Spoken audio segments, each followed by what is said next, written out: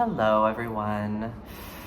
I felt like making a chat video, so here we are. Hair is curly. That can absolutely be attributed to our beloved Rebecca Eats Books for making a curly hair routine video. I ran straight yesterday to the shower to do such routines. I just had my psychologist, so I'm feeling balanced. I wanted to take you through two books that I'm reading right now. One is the book club pick, or the book club of Katie James. I spoke about this already in the last video. If you don't follow her on the networks here, Instagram, I'll link her downstairs. She's just amazing. We love. So I'm in her book club and we're reading Higher Ground by Anke Stelling. I was really busy and I'm officially on summer vacation as of yesterday. So I have about 5 weeks off and I really deserve it. I just was really busy in the really last end of the work period, so I wasn't reading anything. So I wasn't drawn to pick it up, and I must say, like, I'm gonna finish it because it's the book club pick, and also there is a lot about the book that I like and that is really interesting, but still it's not like totally blowing me away, and it's not, I'm not like running to read it. I guess I would call like an incredible book something that like I either think about when I'm not reading it, which I haven't really thought about this one, or I like can't not be with the book. But anyway, Higher Ground, and then I started reading I Will Get It. That's my new bicycle. I'm really scared because it's shiny and new and people love to steal bikes here, so I'm trying to avoid that by lugging it up to the 3rd floor. I picked this up this morning. Ohad and I woke up this morning very early, which is strange, especially for like vacation days. We were out of the house by 7:30 in the morning, which is early for us to be like out and about. And we were going to a coffee shop, and it was that kind of cool summer morning when you want to take your book and sit somewhere in a coffee place that's not too busy because it's early in the morning. And I just picked from a stack of books next to my bed, Idaho by Ruskovich. This book I heard about from CJ Reads, so it's approved. I'm about 33 pages. I will read you the back. One hot August day, I also thought it was fitting, like as we come into summer and it's really hot here. You're wondering why I'm wearing a sweater. One hot August day, a family drives to a mountain clearing to collect birchwood. Jenny, the mother, is in charge of lopping any small limbs off the logs with a hatchet. Wade, the father, does the stacking. The two daughters, June and May, aged 9 and 6, drink lemonade and bicker as they while away the time. Wow, I can't read. But then something unimaginably shocking happens, an act so extreme it will scatter the family in every direction. First of all, I would like to say I hate when sisters in books are named after months of the year. So June and May, I hate that. That was the same in Sisters by Daisy Johnson. I think it was like July and September or something, and I was just like, no. It's a personal thing I need to deal with.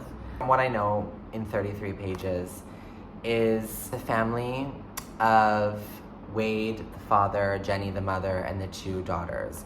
But at the beginning of the story, as we are being told, I think it's 3rd person omniscient narrator. Wade is now married to their woman that goes by the name of Anne. Introduced to the story kind of through Anne, and her experience being married now to Wade, and some event has happened where the rest of the family is dead. I think at least one daughter is dead and the wife is also dead. She's just not in the picture anymore. There's alluding, like it says on the back, to this like unimaginably shocking event that happens. Anne is kind of piecing together the story of this family before she joined the father as the new wife. So she has limited information from him, but she knows small things that he told her and things from the news. It's not clear yet in 33 pages what happens, but some violent or tragic event happens when the family goes driving in this truck. And the behavior of the father, Wade, is alluding to some kind of mental imbalance, mental health disorder. Maybe something like bipolar or something, or just a severe PTSD. And he's acting strangely and also violently with the new wife, Anne. So he's getting really upset in some moments and kind of becomes a different person and like violently kind of assaults her. But there's this really complicated dynamic because she's aware of some unnamed, at least at this point, mental health issue with him, and also the tragic past. So she's kind of like navigating being in this situation where, I don't know, 33 pages, so it's already strong, interesting, at some points a bit difficult to read in terms of content. That's really all I have to say about it. I think this feels like a vacation read kind of to me, not because it's light, just because it's like something that really takes your mind into another family drama, into family story. It's really a family story, so if you like that, you'd probably like this.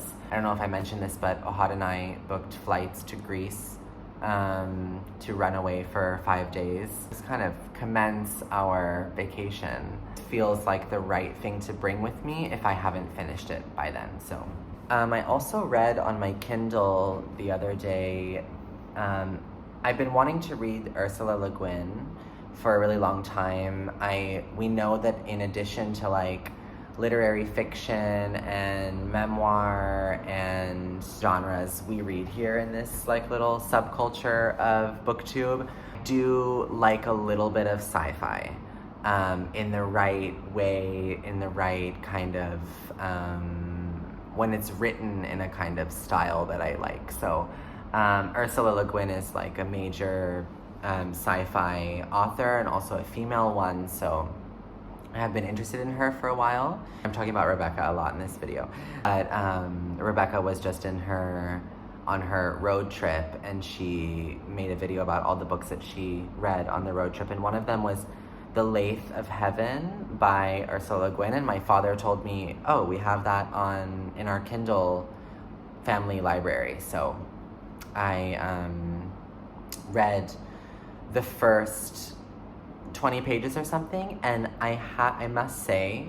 it has one of the most breathtakingly beautiful openings ever. I think like the first 2 pages is about like a jellyfish or something, and it's absolutely stunning. So I wanted to share that I just read that and thought it was amazing. So definitely even give the beginning a read, like get a sample of it or something. Wanted a little reading update. My last video wasn't so much about reading, it was a tour of our bedroom. I've been wanting to bring some interior content in here, so I'm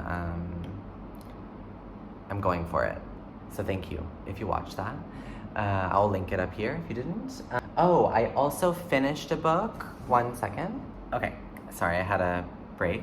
Ohari came home and brought beautiful glass of summer wine. Actually, I'll show you the bottle. I love the label on this. It's so nice. I think it's called Bajta or Bajta. It's from Slovenia. It's a petnat, slightly sparkling and fizzy, which brings me to a very fitting segue, which is to talk about the book that I just finished this morning. This is Feeling by Ryoko Sekiguchi. This is a book about champagne. So it would be more fitting if I was drinking champagne, but it's good that it's bubbly anyways. This was given to me by the lovely Grace from Bookstagram or Instagram. I was working in the south of France and she's living in France, and so she came to visit me in Montpellier. It was so fun. Like, it was my first time kind of, other than Jessica actually. Jessica's Bookstack here, who lives in Tel Aviv. So that was the first person I met really from the book community in real life. So, but Grace it was so exciting to meet her, and she brought books with her and gifted me this one, which was so sweet. And it's so funny how someone who doesn't really know you could pick such a perfect book for you. A book about champagne, about wine pairing with food, and I just thought, like, wow, that was spot on, and we don't even know each other that well. So big love to you, Grace, if you're watching. So I finished that this morning. Nonfiction. Ryoko Sekiguchi is a Japanese writer and poet. Also writes in French. Oh, love you. At some points, it felt a little bit taking itself really seriously, in the sense that like champagne can change the world. Champagne is the meaning of life, kind of. Which, like, in the end, you're like, we're talking about champagne. I think I have a great appreciation for, and definitely I have more appreciation for the process and the people who make wine specifically, but we're talking specifically champagne, and it is a very special process, and it's very poetic the way that she kind of writes about her encounters with Hervé Duchamp, the cellar master in like a very, very famous champagne house. Writes about it very poetically and talks about champagne and the idea of tasting and the experience being like a feeling. You can feel touched or reminded or something when you drink a glass of champagne. So it's a really interesting nonfiction. It also mixes some botany inside. There's a botanist named Mark Jeanson who's also referred to in here. So a lot about nature, plant, human-plant relationship, how humans can transform the natural world or preserve them or actually give them a long life span, like grapes that become champagne that can age for 100 years in a bottle. So it's kind of like, in a way, preserving a really specific point in time and bottling it. So I thought it was really interesting. However, I did feel at some points it just felt a little bit like champagne is the like answer to like the pleasure of life, you know, and that's kind of a cute way to think about it, but in a way you're also like, we're talking about wine. Interesting. If you're into wine and food, and especially pairing wine and food, because there's also a chef that's talking in this book then you would find this interesting. If you're a wine person and you want to know more about champagne specifically, that's cool. So I'm really glad that I read it, but a little pretentious, that's the word I'm looking for. A little pretentious sometimes. Okay, that's all. I'm gonna go enjoy a little bit of summer pleasure, and that's all for now. So thanks for catching up with me. I felt like just chatting and yeah, trying to take these videos like spontaneously as they come. So ciao.